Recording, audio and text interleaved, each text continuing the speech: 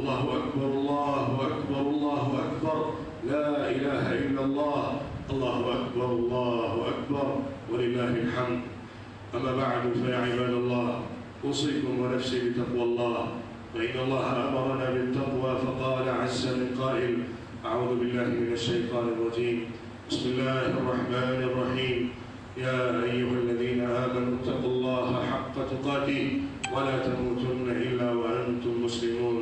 اتقوا الله عباد الله في كل أمر وفي كل شأن، فاتقوا الله في صباح وفي مساء، فاتقوا الله سبحانه وتعالى في شؤون دنياكم وفي أمور آخرتكم. الله أكبر الله أكبر، لا إله إلا الله، الله أكبر الله أكبر ولله الحمد. هذا يوم مشهود، هذا يوم مبارك محترم، يوم عيد الأضحى. عباد الله، إن الله سبحانه وتعالى قد أعطانا عيدين مباركين، قد أبدل الله سبحانه وتعالى أعيادا غير إسلامية بعيدين إسلاميين، وهما عيد الفطر وعيد الأضحى. أولهما يأتي بعد عبادة مستديمة لشهر كامل، رمضان المبارك. بعد صيام شهر رمضان يعطينا الله سبحانه وتعالى عيد الفطر، وأوجب فيه صدقة الفطر وزكاة الفطر، وأوجب في هذا العيد المبارك أن نصلي لله ركعتين. وأعطانا عيدا ثانيا وهو عيد الأضحى.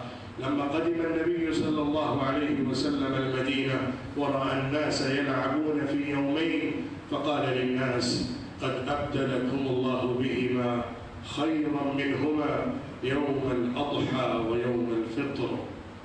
الله أكبر الله أكبر، لا إله إلا الله، الله أكبر الله أكبر ولله الحمد.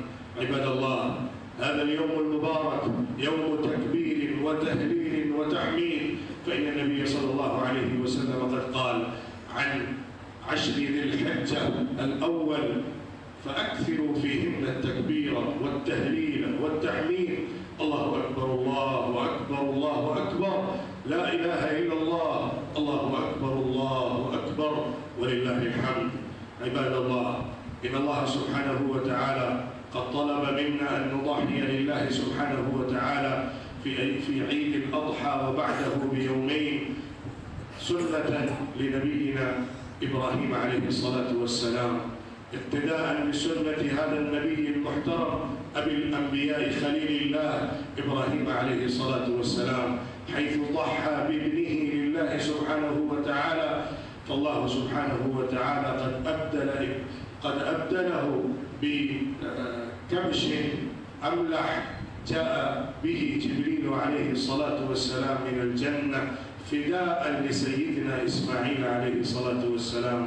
فإن الله قد ذكر هذه القصة المباركة في سورة من القرآن الكريم، لما أسلم وتله للجبين، فلما أسلم وتله للجبين وناديناه أن يا إبراهيم قد صدقت الرؤيا إنا كذلك نجزي المحسنين إلى آخر الآيات.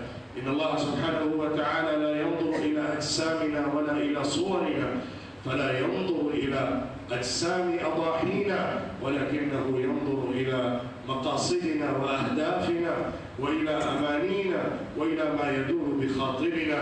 فإن الله قال وأعلن صريحا بواحا: لن ينال الله لحومها ولا دماؤها ولكن يناله التقوى منكم، فاتركوا الرياء، فاتركوا المراءة عباد الله في الأضاحي وفي الأكباش وفي هذه المسميات التي نحن نسميها ونفتخر ونفاخر بها. واتركوا هذه كلها وخذوا التقوى لله سبحانه وتعالى، فإن الهدف والمرمى الحقيقي وراء هذه الأضاحي أن نتقي الله سبحانه وتعالى، وأن نحذر من عذاب الله سبحانه وتعالى وعقابه الشديد، ونتقي من الشبهات والشهوات والشكوك ومن كل الأرجاس والأنجاس من الشرك والبدعة والخرافة.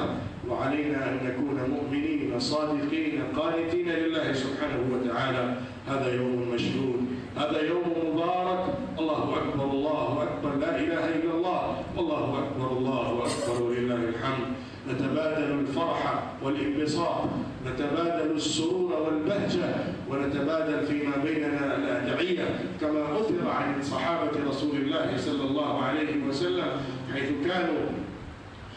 كانوا يتبادلون في هذا اليوم المبارك بهذا الدعاء: تقبل الله منا ومنكم. اللهم اجعل هذا العيد عيدا سعيدا مباركا ميمونا على كل أحد منا وعلى المسلمين أجمعين. اللهم اجعل هذا العيد عيدا سعيدا مباركا يعود علينا كل عام بفرح وصحة وعافية وسلام وبهام وحب ومداد. اللهم اجعل هذا اليوم مشهودا لنا في الدنيا ومشهودا لنا في الآخرة. أقول ما تسمعون وأستغفر الله لي ولكم ولسائر المسلمين فاستغفروه إنه هو الغفور الرحيم.